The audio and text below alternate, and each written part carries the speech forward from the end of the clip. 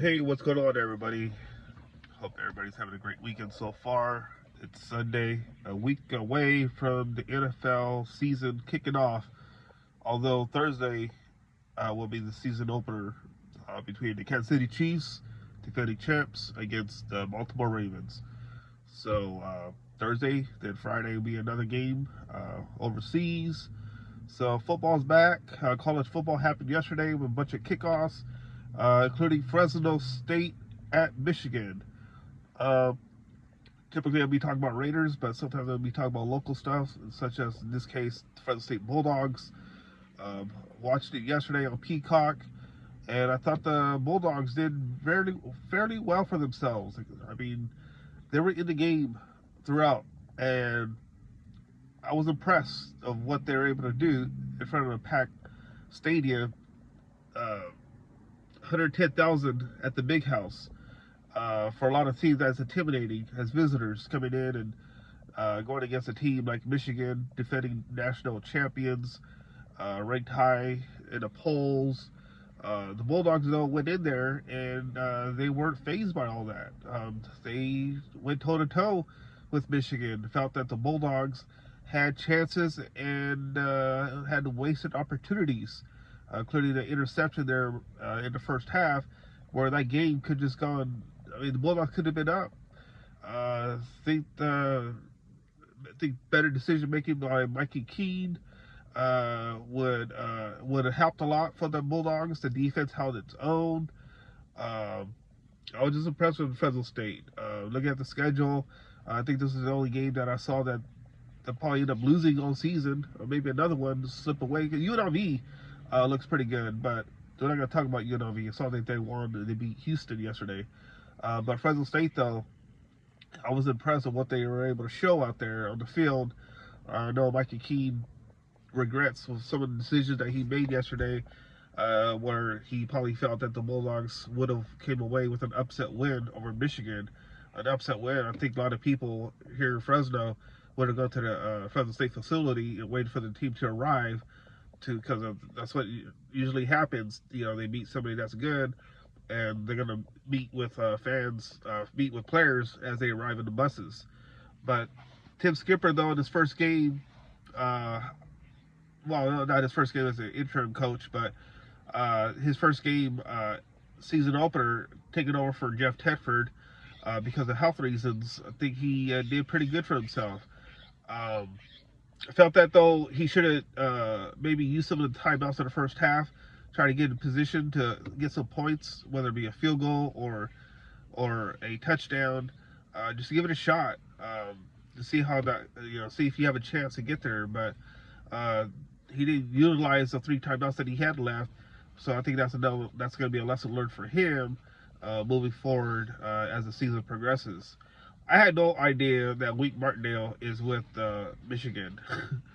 uh, wow, what a difference maker he was, dialing up blitzes, and all you Raider fans know what he's done, especially with Derek Carr at quarterback.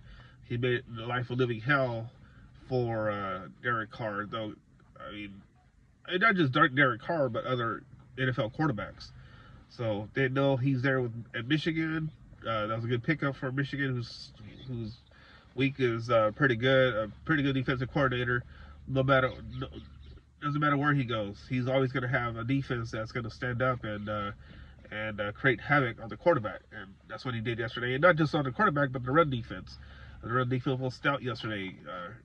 Malik Sherrod could not get positive yards yesterday, so that was a problem for the Bulldogs in the running game, where they couldn't open up the playbook.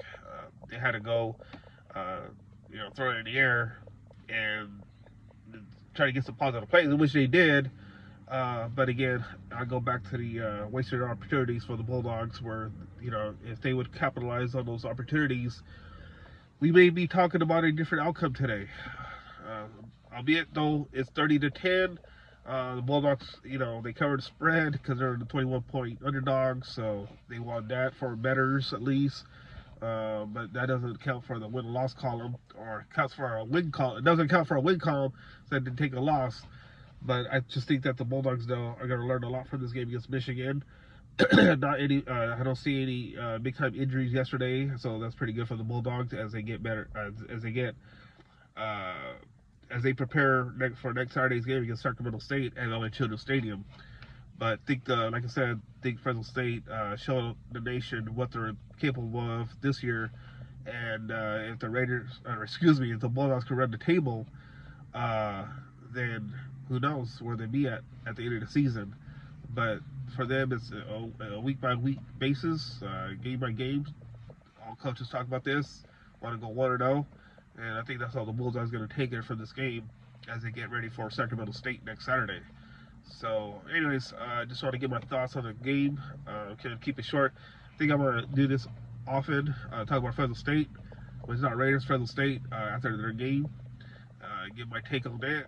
And but starting this week though, Raiders gonna prepare for the Chargers game at SoFi Stadium next Sunday, a week away. NFL season. The red zone's back. CBS will be covering AFC games, although it's going to be a little mix and match. Sometimes NFC games will be on CBS. Same goes with Fox. So, looking forward to next week's slate of games. May hit up a bar or whatever and check out games myself, see the reaction, especially during the Raider game at 1 o'clock from SoFi. I thought about going to the game, but I have a birthday party to get to. My aunt's going to be turning 81. So that's more important than the game itself. There's a lot of games left, so I have to pick and choose. The game I'll be going to is the Raiders or Rams. So, but we'll see how the season goes. But, anyways, Fresno State had a good showing yesterday, though they lost 30-10. But a lot of positives to come out of that game still, and I just think that they'll turn it around quickly and get the ball rolling.